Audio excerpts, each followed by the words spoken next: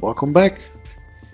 My name is Rob and today I will show you some new features in the latest version of XFEM4U. In the previous release it was already possible to determine intersection points of lines, beams. To do so, and let me show you, just select the beams by using, for example, a crossing.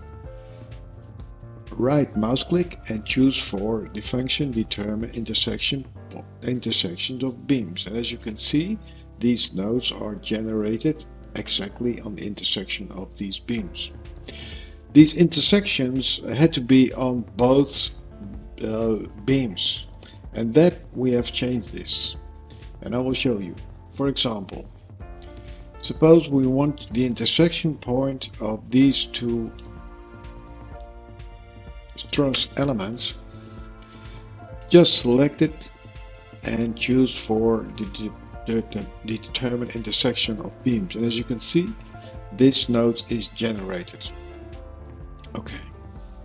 Also we have added a new functionality.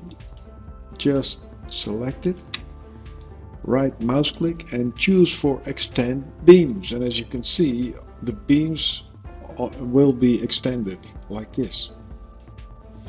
Okay, let me do the same here. Just select the beams, extend. Let me do the same here. Extend the beams and so on.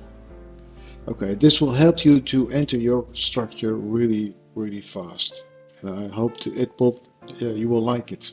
I'm sure you do. Thank you for watching.